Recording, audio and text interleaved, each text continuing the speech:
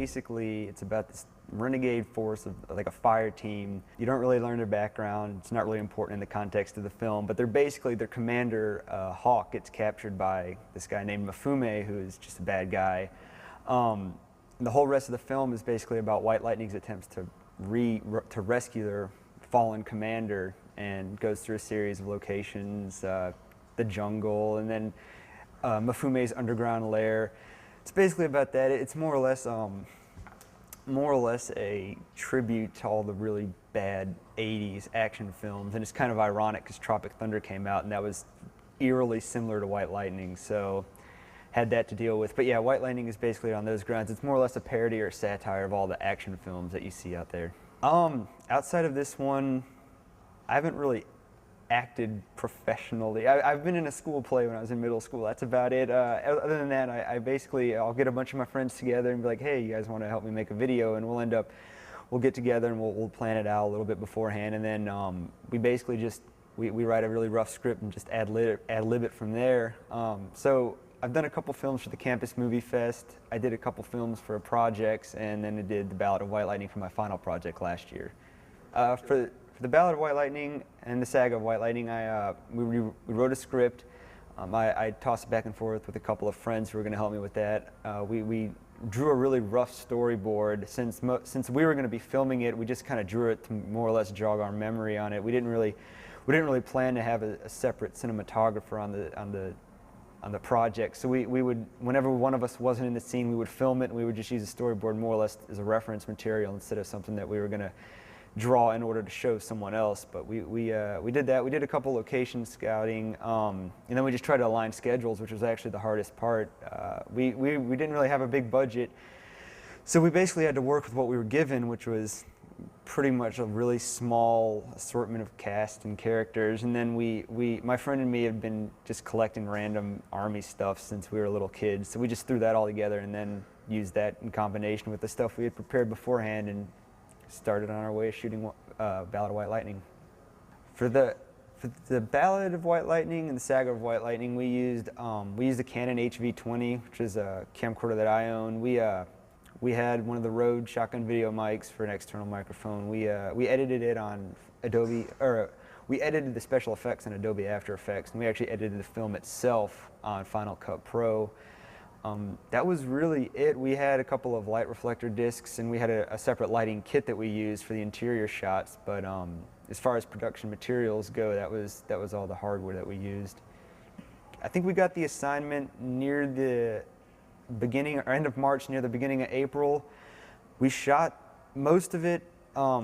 We shot the scene with my friend who came down from Oregon that first week, and pretty much every day after class I would be in the film lab editing it for about 2 hours or so. So give or take, maybe 3 or 4 days a week, 2 hours there, just extrapolate that over 4 or 5 weeks. And I mean, I probably spent close to 24 hours editing the whole thing, and then just making sure it was compressed properly, so when I presented it for the class, it wasn't pixelated, or there wasn't any sort of inconsistencies within the playback itself.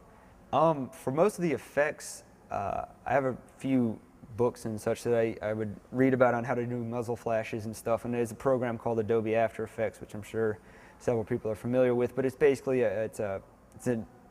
it's kind of like Photoshop, except it moves on a timeline. So what we would do is we would film it, and then you would film plates or background, just still shots that you would use to composite, and you would just composite what you were doing, either if you were using a green screen or if you were just using templates of muzzle flashes, and you would put that on top of it, and then the final effect is more or less just you want to track where the motion is, just so it doesn't jump all around the screen. But it's usually better to have someone help you, or at least watch over your back to tell you, yeah, that doesn't look right, because two heads are better than one. And you more or less just want to make it look as real as possible. And the hardest part of that is having the actors pretend like they're shooting a gun, when half of them, or most of them in the film, have never done that. So on the crew itself, no more than 7 or 8. We recycled bad guys. We would have one guy, what we would do is we'd have one guy who was a bad guy cover his face and get shot, and then we'd put a fake mustache on him and get shot again.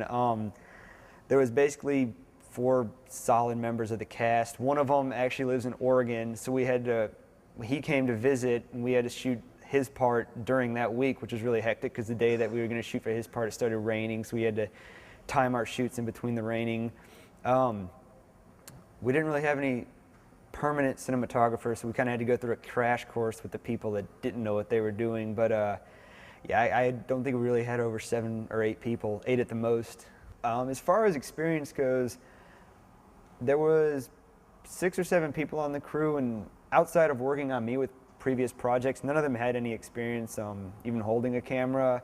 A lot of them, actually, like probably half of them actually go to Georgia Tech, and one of them is a management major, one of them is a mechanical engineer major, and they have a computer science major. So I mean, everybody had something they could contribute. It wasn't like they were completely oblivious to the idea of filmmaking, but as far as actually knowing how to handle equipment and stuff, we had to train them, my friend and me, and we had to instruct them on how this is what we want. This is kind of like give them a little bit of the vocabulary of filmmaking. Just be like, this is what we want. We want a long shot. We want a medium shot, and they picked up on it really quickly. But it was definitely interesting trying to work with people who hadn't really had a lot of experience outside of acting in previous films that I had done, and trying to just kind of, you know, hold their hand and walk them along the process. And they actually did a really good job and really surprised me. So the biggest lesson, probably I mean, as well as you think you budgeted your time, you can always budget a little better.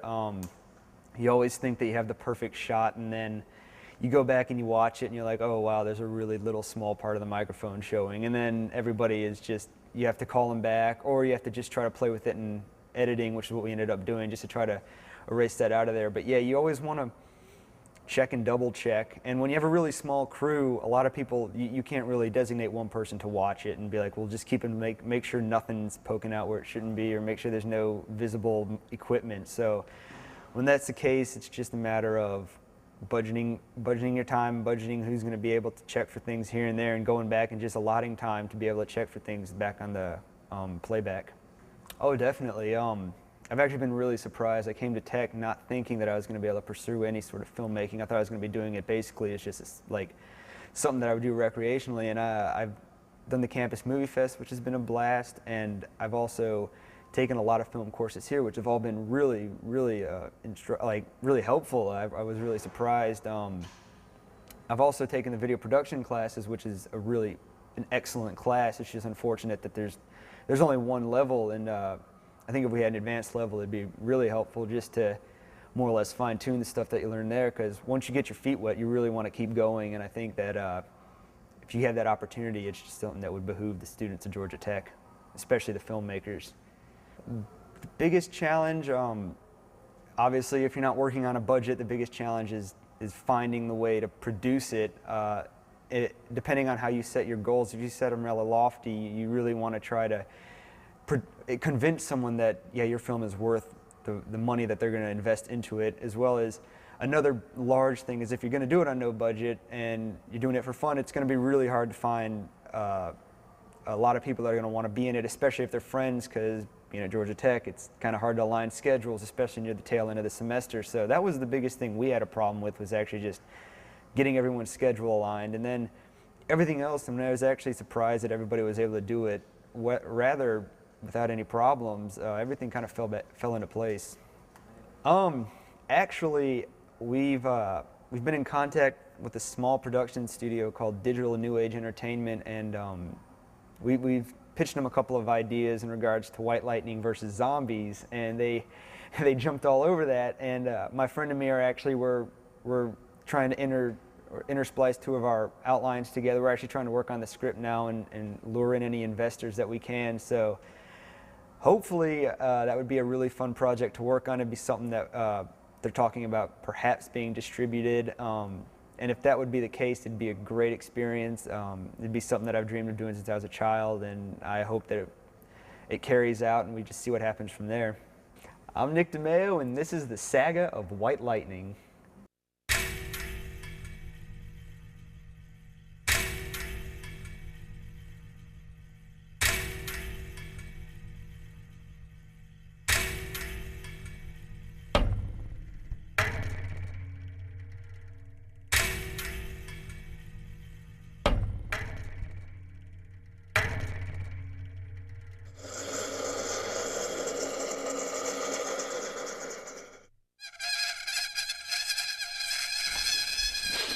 Who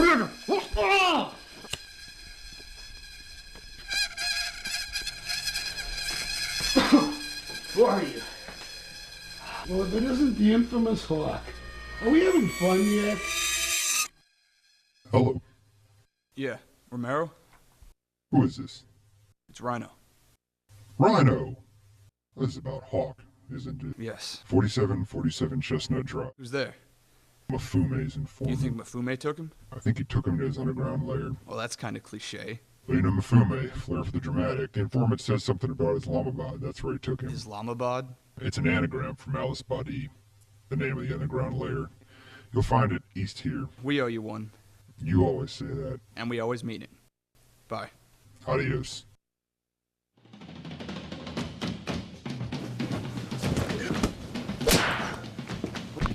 Alright, it's like this. You have 3 seconds to tell us where Mafume is keeping our friend. I don't know who Mafume is.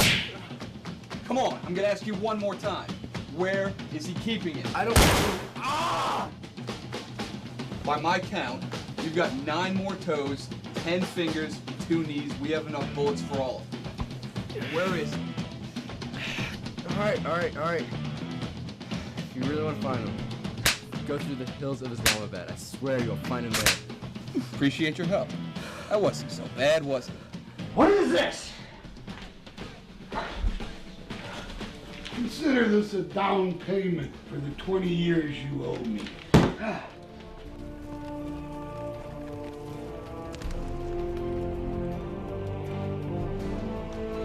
I hate these shifts around here. Yeah, me too. They always take too long. Nothing ever happens. It's too boring. Alright, well, I'm gonna go take a piss. Alright, I'll keep a lookout.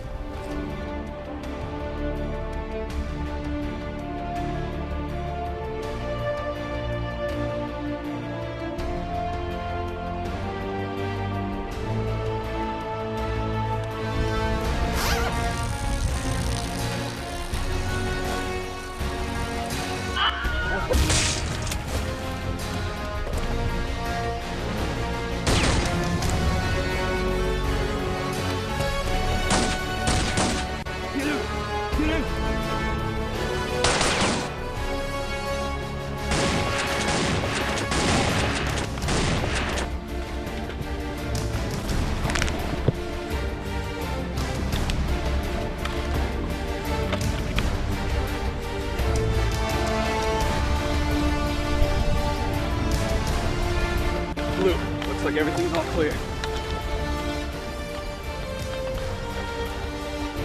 Alright, you go around the back. We'll take the front. Sounds good.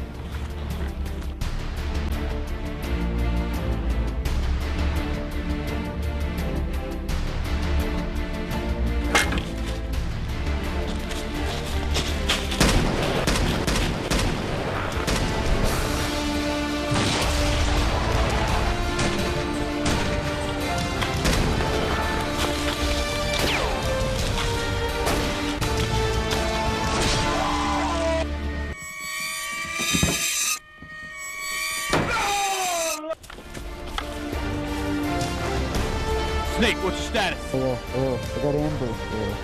I'm home out with it. Alright, we'll move on without you. Rhino, what's the next move? I'll move up on the right. You stay here.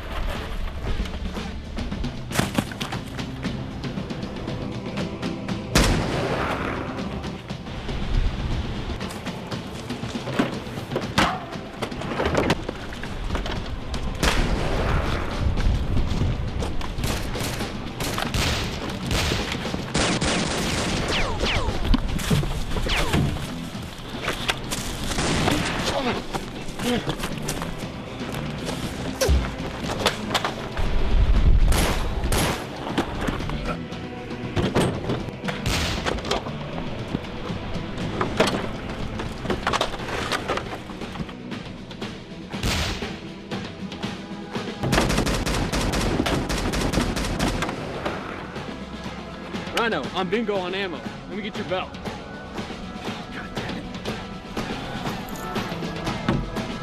This is taking too long. Go for the gunpowder.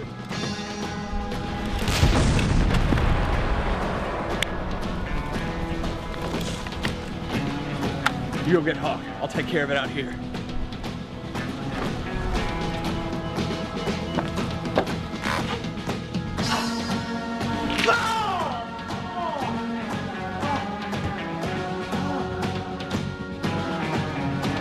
Ivan, we have intruders. Take no chances. Kill him now. Just heard the forecast. Storm first.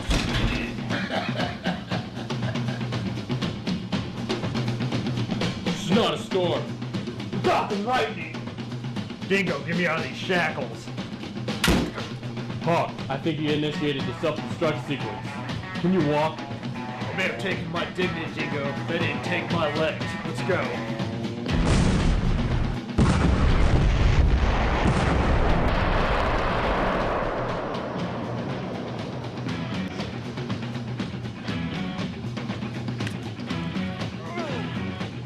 Where's Rhino and Snake? We need to get to the extraction point. I guess we're not retired anymore. Malice Buddy is a failure. Initiate plans for Project Black Thunder.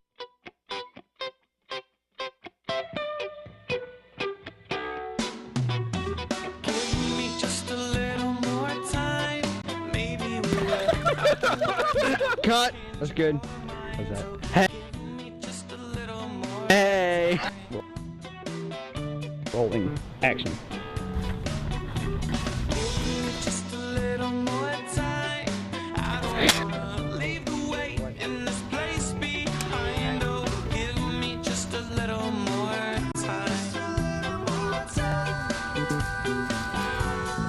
I don't know. Oh!